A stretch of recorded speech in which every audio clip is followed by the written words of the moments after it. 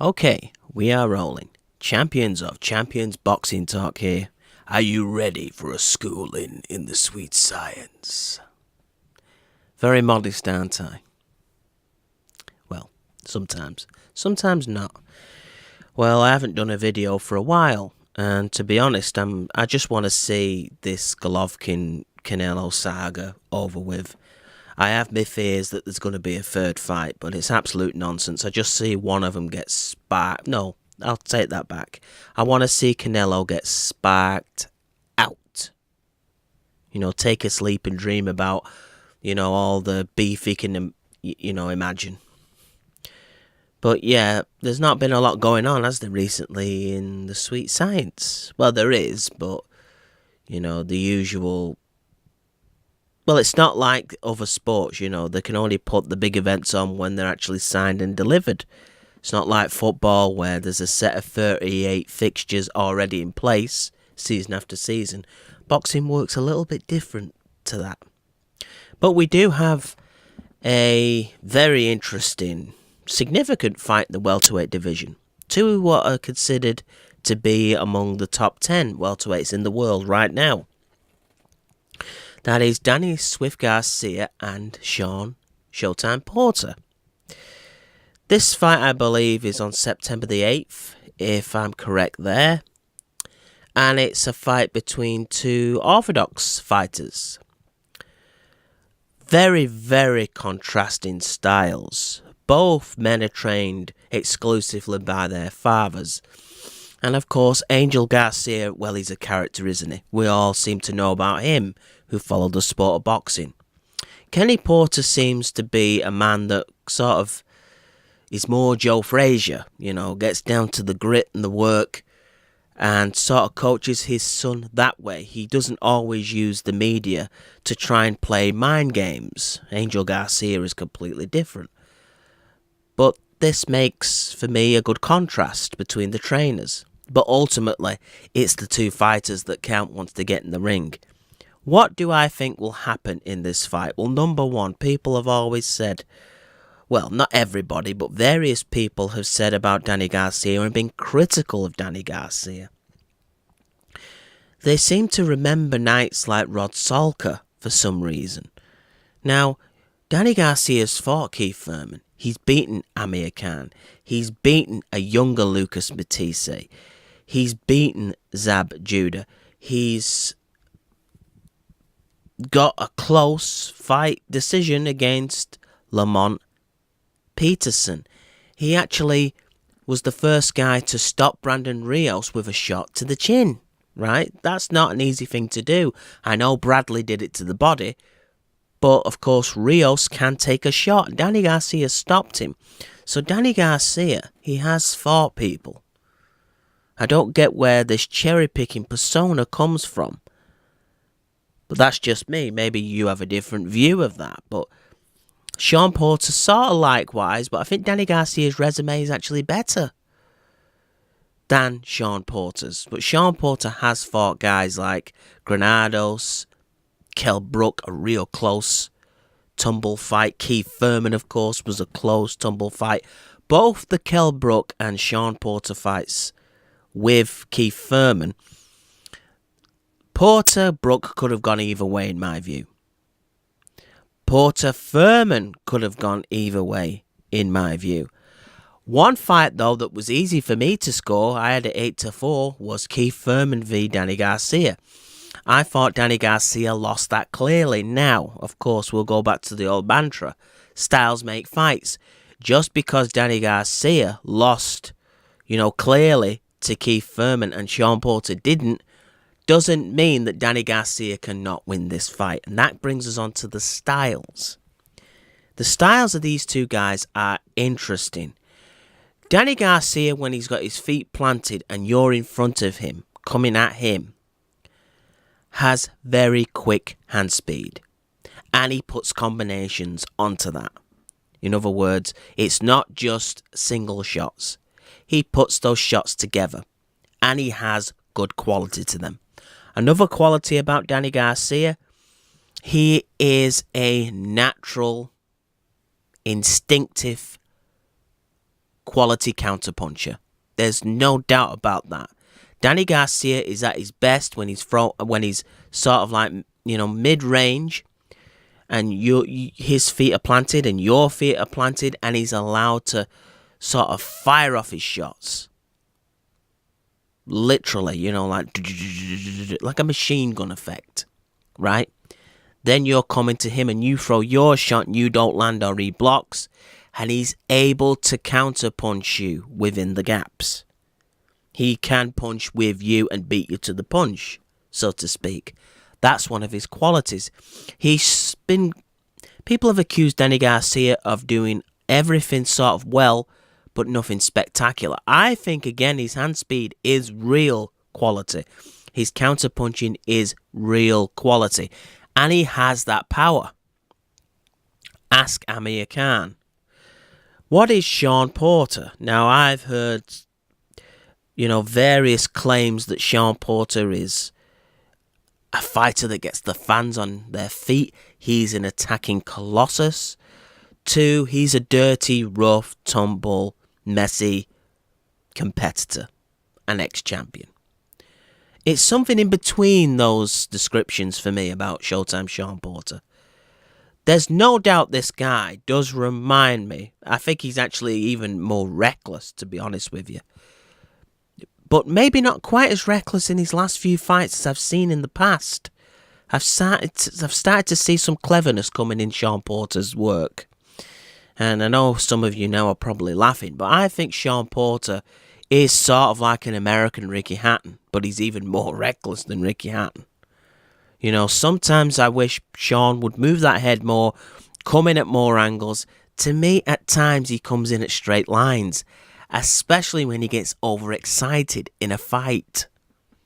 He just seems to have so much desire to want to destroy that he forgets that this isn't a street fight, it's actually a boxing match. And Porter's feet are quick. He has the ability to go in and out if he wanted to. He doesn't always have to smother, because sometimes, and Ricky was accused of this as well, I think Ricky Hatton had more concussive power for his size than Shawn Porter, but at times Ricky smothered his work. Shawn at times smothers his work. Of course, Shawn Porter has been accused of going in there and, playing, the devil's advocate with his head, i.e. dirty tactics. I'm not sure if that is Shawn Porter being dirty or whether, again, that's his enthusiasm to attack which causes these situations. I don't think he's as a concussive body puncher as Ricky. I mean, at times, Ricky Hatton only had to touch you to the body and you could go to your knees.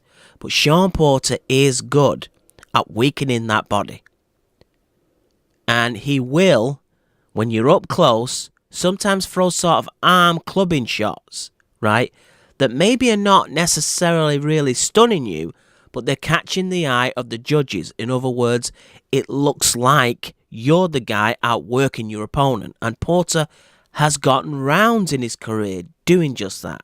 Of course, he can finish people. He's so relentless. Like Ricky, he can fight for 3 minutes of every round for 12. His fitness levels so far in his career have been stupendous. Another fighter he reminds me of is Marcos Maidana. But I think Shawn Porter, in terms of his fitness and keeping in optimum condition, has been more consistent than Marcos Maidana. So Shawn Porter's best trait for me is his commitment, his aggression, and he's sudden. Like Ricky again, he's sudden. He doesn't give you time to breathe.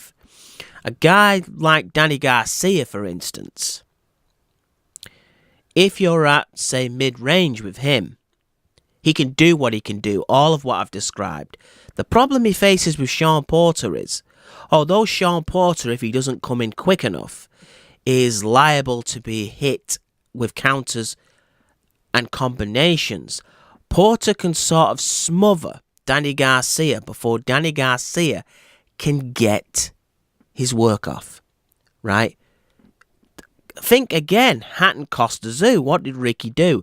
We all knew that if Costa Tszyu landed consistently on Ricky Hatton or anyone, look back at the Zab Judah fight, then it's game, set, and match. Costa Zoo would win. Ricky got on his chest, and that prevented Costa Zoo from getting any snap at the end of his punches. He wasn't able to find enough distance when he threw that punch to snap it at the end, because Ricky was only allowing him to throw little short punches on the inside because Ricky was smothering him. You know, Ricky's offense was the defense against Costa Zoo's offense, if that makes sense. Danny Garcia, who I don't rate as highly as Costa Zoo, right? His feet, when you're facing, this is where Floyd Mayweather got to grips with Ricky Hatton. It was the defense, yes, but it was the feet. As the fight wore on, Floyd Mayweather was able to move and find distance and space between him and Ricky. When Ricky got a little bit tired, it changed the whole complexity of the fight. Right? But of course, Danny Garcia does not have Mayweather's defense and Mayweather's foot speed. And here's another thing. If Danny Garcia's feet slow that much, will he be a sitting duck for a guy like Shawn Porter, who I believe is much bigger? Shawn Porter has been known in the past, particularly in the amateurs, to fight above the welterweight limit. I don't think Danny Garcia by any stretch is the biggest welterweight in the world.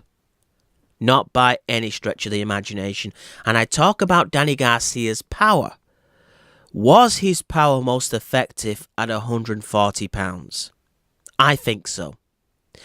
I think that Shawn Porter, it's all about when Porter comes inside and Danny Garcia does manage to land something, if it has no effect on Shawn Porter, Danny Garcia is in trouble.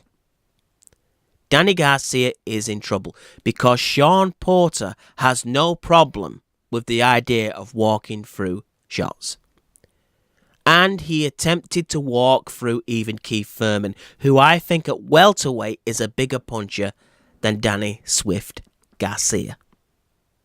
I think that's unanimous. Pound for pound, he's probably not, because as I said, at 140 pounds, Danny Garcia was a hitter. He still is a hitter, but I think it would take 2 or 3 flush punches from Danny at welterweight to stop one of the guys, right?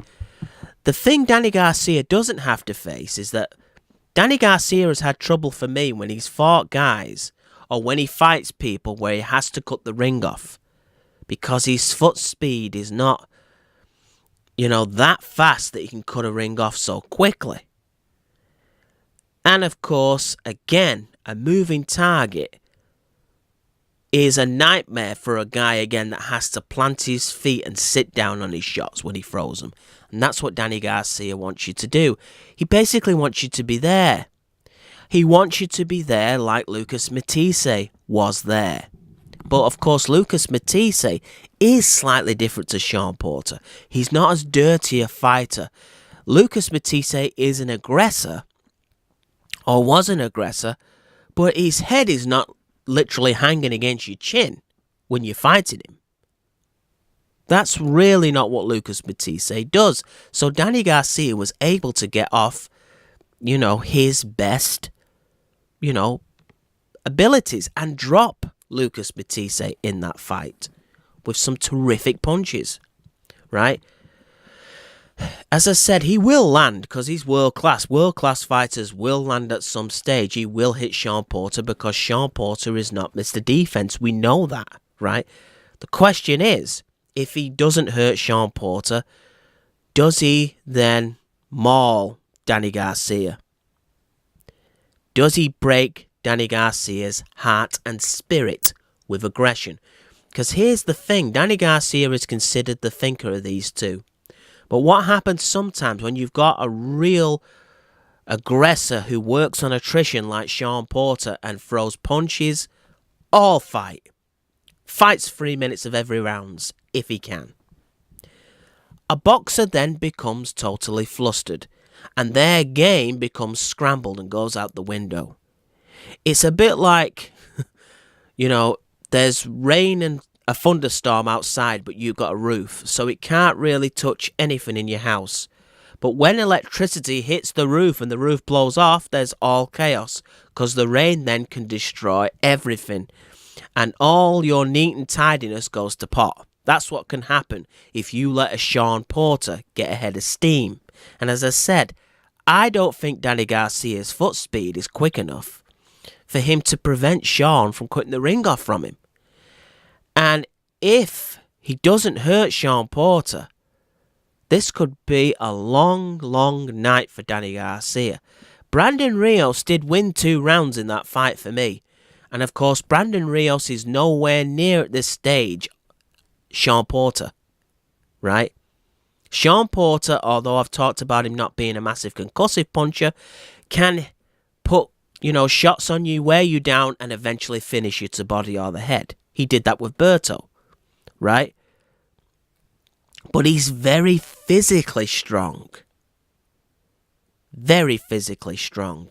If, for instance, Shawn Porter, the way he fights, was going in there against Errol Spence, I'd be worried. Because, again, Errol Spence is huge compared to Danny Garcia. And Shawn Porter coming in on the inside would give Errol a chance to land to the body and fight an aggressor's fight up close like Errol does himself, right? He's bigger than Shawn Porter. I think he's naturally more powerful than Shawn Porter. I don't think Danny Garcia is, really. So, it's an interesting style match. The question for Shawn Porter is, if Danny Garcia lands and it does hurt him, he's going to have to think about how he comes on the inside.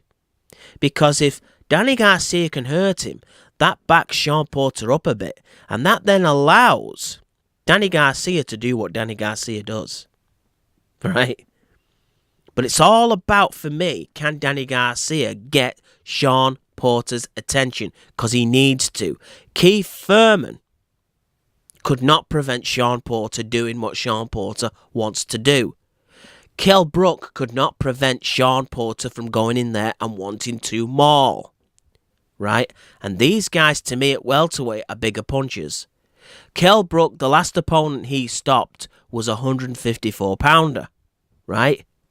And Shawn Porter was able to absorb punishment from Kell Brook. He was able to absorb punishment from Keith One-Time Thurman. Shawn Porter is 30 years of age. The question is, when does that punch resistance go? Could it be this night? But if Danny Garcia hurts him and gets that respect, that then changes the whole dynamic of the equation. I'm absolutely certain on that. But if he can't hurt him, Shawn Porter will not mess around. He will treat you the way Ricky Hatton treated Paulie Malignaggi. Floyd Sr. was saying to Ricky, box, box, box. But Ricky looked at Floyd and said, I don't need to. I can walk through this guy. And that's exactly what he did. Right? So it's imperative that Danny Garcia gets the attention of Shawn Porter with his punches. Uppercuts. Right hand, left hand, whatever it is, body shot. He's got to find that moment where Shawn Porter questions doing what he does naturally. Because if he can't, Shawn Porter will throw him out of what he does naturally. That's just a fact. So it's an interesting style match. Who do I think ultimately wins this fight?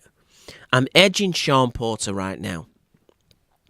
But as I've said many times in this video, I'm always prepared to be right, but I'm never shocked when I'm wrong, because this is boxing. And anything can happen. Shawn Porter, his style ages a lot more than a defensive fighter. Could it be the night when Shawn Porter is no longer able to sustain what he does for 3 minutes of every round, and again Danny Garcia gets the space and time to think about what he's doing? Could it be that night? That's the question.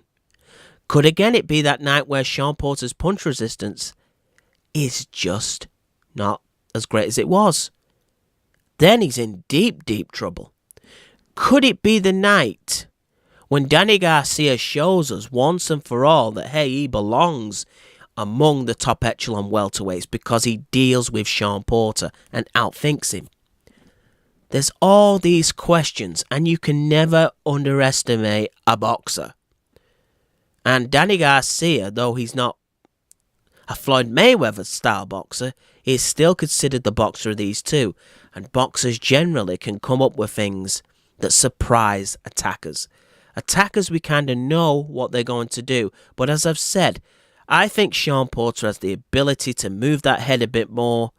I think they're aware of Danny Garcia's style somewhat. And I think that Shawn Porter will have moments where he outworks Danny Garcia. And then the smart thing I could see Shawn Porter doing is having the intelligence to back off and say to Danny, come chase me. And then he knows Danny Garcia will be walking into his neck of the woods. But it's all to be seen, isn't it? It's all to be seen. I wouldn't be surprised if Danny won. I know there are people picking Danny Garcia. I see Danny Garcia being durable enough to survive the 12 rounds, but Shawn Porter winning the fight. And winning the fight in a similar kind of fashion in terms of scoring. I don't see the pattern of the fight the same. But in scoring the fight, I see it in 8-4. But Shawn Porter has to make sure that he's dominant in this fight, because I have seen favourable judges for Danny Garcia. No way did Danny Garcia win that Herrera fight. I thought he lost. He did struggle with Lamont Peterson. Those scorecards was ridiculous. And of course, one of the judges gave Danny Garcia, the fight against Keith Thurman, which I thought Keith Thurman clearly won. But he's going to feel the heat a lot more in this fight, because Keith Thurman likes to box and use his feet a lot more than Shawn Porter. Shawn Porter will be in there trying to crush you. That's his style, right? That is his style. So for me, the success that Danny Garcia has, we've already stated, when Amir Khan was doing what he was doing, boxing, moving, Danny Garcia, you watch them first 2 or 3 rounds. Danny Garcia was chasing shadows. Danny admits it himself. It was only when Amir Khan planted them feet, squared up his shoulders, and decided to go toe-to-toe with Danny that Danny landed that shot that ruined Amir's equilibrium. And then because Amir Khan was off balance, Danny was able to close the show. But he actually had to look at Khan's feet and predict when that was going to happen. In other words, if Amir Khan could have consistently done what he did in the early stages, it would have been game, set, and match, and Amir Khan would have probably ran out a points winner. So movement destabilizes Danny Garcia, foot speed in particular. Shawn Porter has it coming forward. He needs to use it by coming in with angles. But if he plants his feet centre of the ring and sort of has a look at Danny Garcia, that is where Danny Garcia will excel. But it's all about, again, can Danny Garcia hurt Shawn Porter? I think Shawn Porter has enough quality in the chin left. I think at 30 he could still get an atrocious performance and an aggressive performance consistently. And I think he's clever enough now to take the breaks when he knows he's won a round and let Danny Garcia do some chasing, which he's no master at doing. He's not a hunter, Danny Garcia. So with all that said, I see Shawn Porter winning this fight. It's all about, I keep mentioning it, the power. If the power is not there and Shawn Porter is able to take it rather easily, it's a disaster for Danny Garcia. But he's in the money if he can make Shawn Porter respect him. But I've seen Porter have no respect for Thurman. I've seen him have no respect really for Kell Brook. And those guys only just beat him. Someone else would score the fight for Porter. They were that close. So I'm imagining Shawn still has the energy, But the clock is ticking. You can't fight at that pace forever. He will not be fighting at Bernard Hopkins' age. Let me tell you that. Ironically enough, Danny Garcia could have a longer career than Shawn Porter because he's a much lower volume type of guy. It just is what it is. So right now, well, I'm just going to call it as it is. It's Shawn Porter to win for me. You can sort of see what I've just said there and put it together how it's done. I'm going for points because I think Danny does have a chin.